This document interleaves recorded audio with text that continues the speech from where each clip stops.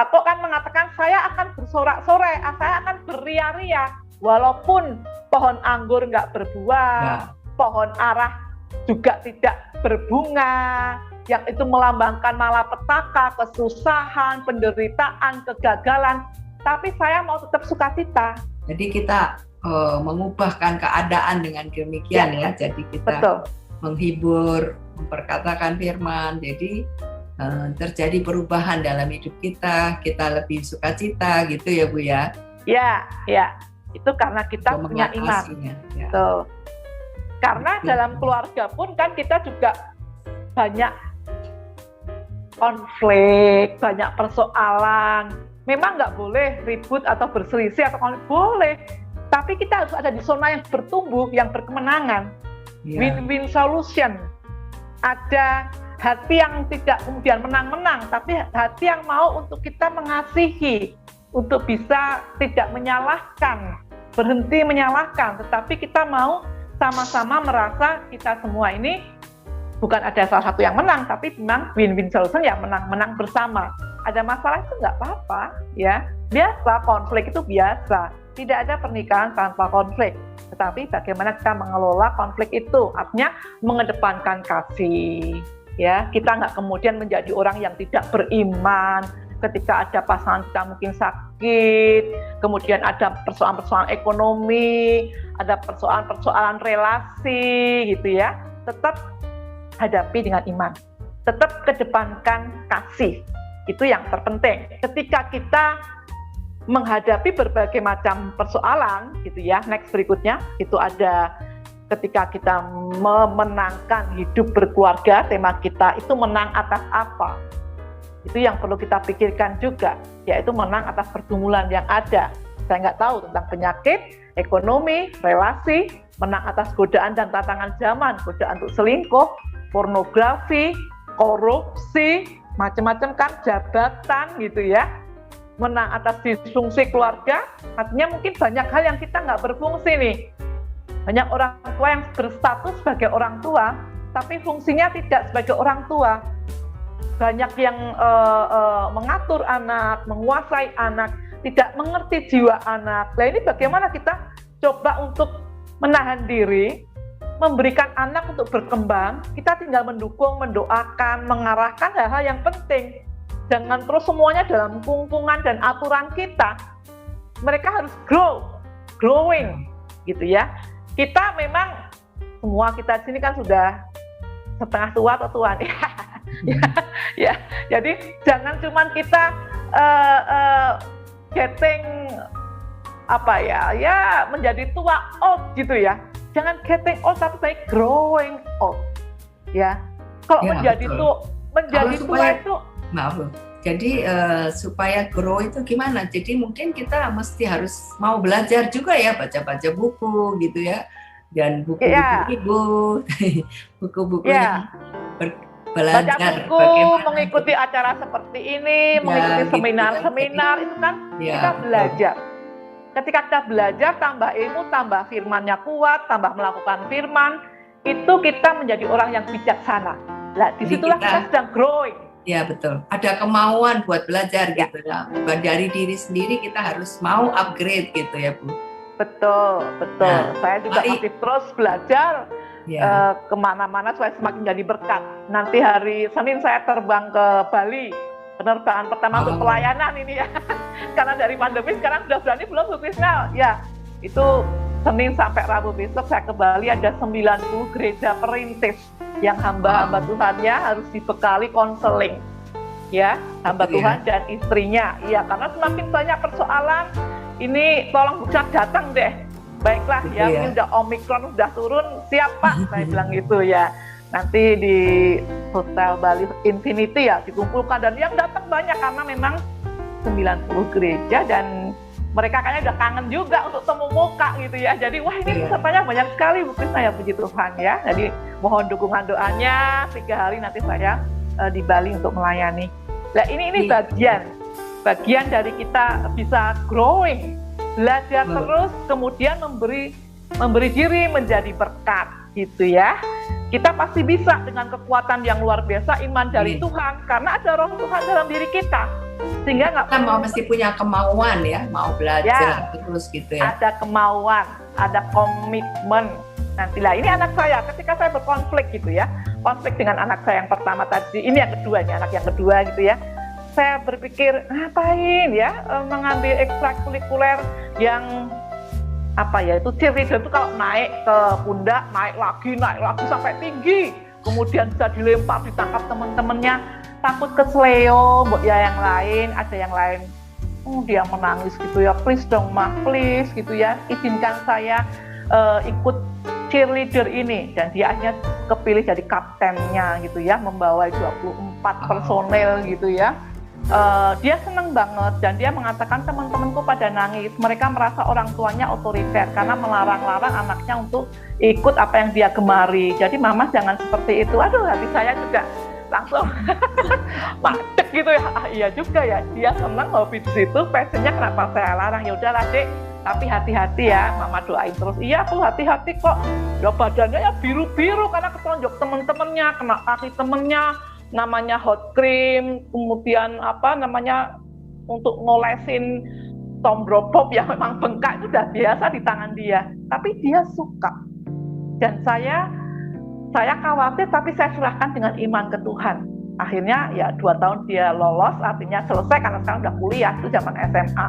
Ya itu bagian dari ketika kita berkonflik batin ya dengan anak piye ya Pak, sudahlah, anaknya pengen seperti itu, kamu dukung saja. Ya, kita kasih kepercayaan. Jadi ya saya ngikutin suami, selalu suami begitu. Ini anak yang kedua. Next berikutnya, konflik dalam keluarga ini ya. Anak yang pertama ini juga, kamu tuh cowok kenapa nari? Saya bilang gitu. Gitu ya. Lah waktunya nganggur banyak, kemudian lah daripada aku nganggur, kuliah kadang-kala cuma 2 jam sehari, besoknya juga begitu. Itu ada namanya ekstrakurikulernya Lisa, lingkungan seni tradisional, ada angklung, ada gamelan, ada nari. Aku ikut nari nggak apa-apa lah, aku juga bisa ngajari anak-anak pemulung. Kalau wisuda aku juga mayungi rektornya kok, tari payung.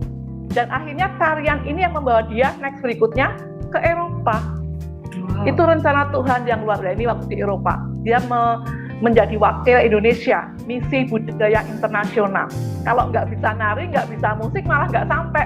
Untung saya juga bersyukur sama suami, minta hikmat ke Tuhan. Pikir saya kok aneh cowok nari, tapi justru itulah dia bisa segalanya, multi talent, piano, gitar, angklung, gamelan, itu udah nari ya. Justru itu yang membuat dia bisa sampai di Eropa hampir sebulan waktu itu ya, 3 minggu lebih lah ya, dijamu komjen di sana.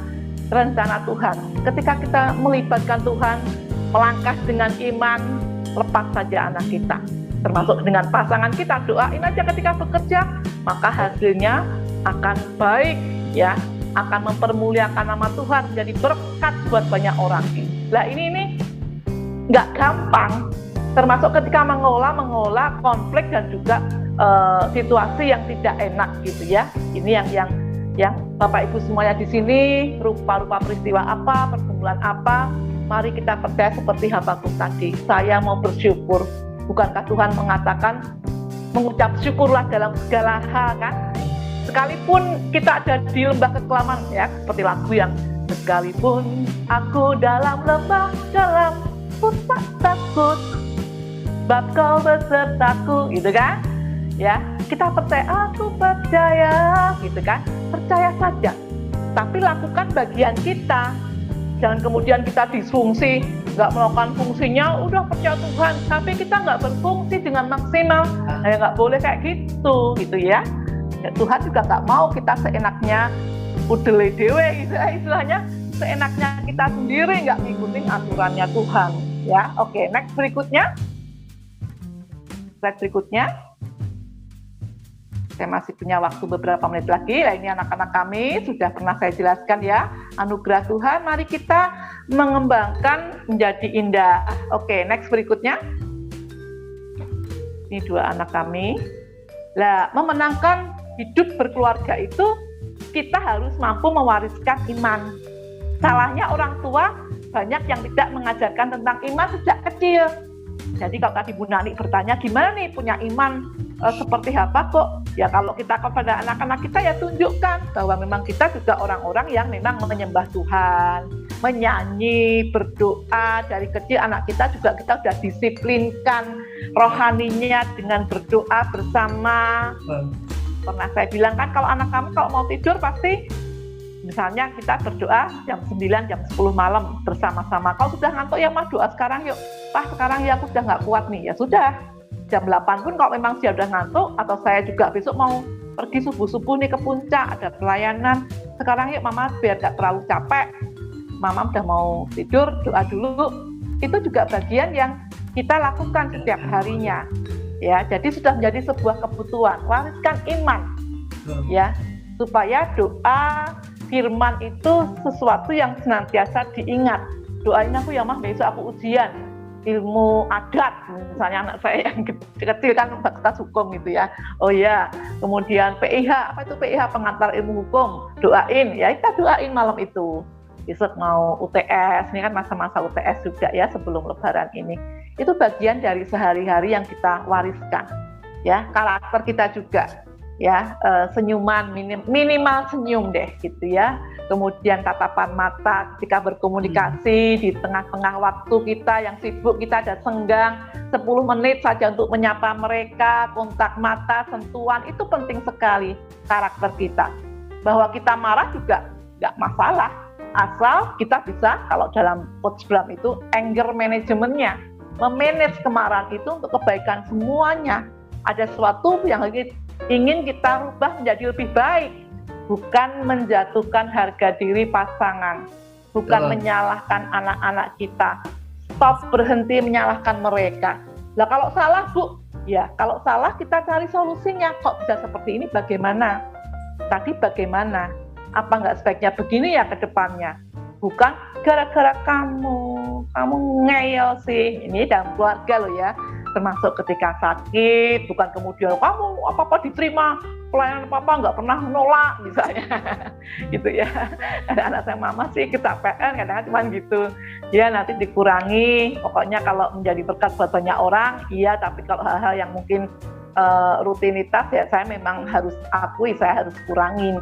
Tapi ketika dibutuhkan sungguh-sungguh, ya pasti saya tidak akan pernah menolak. Gitu ya.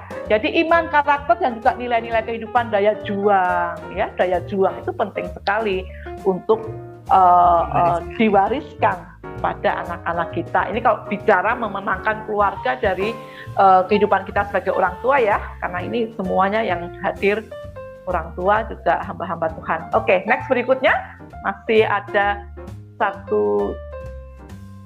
2, 3 menit gitu ya. Ini Efesus 4 ayat 31.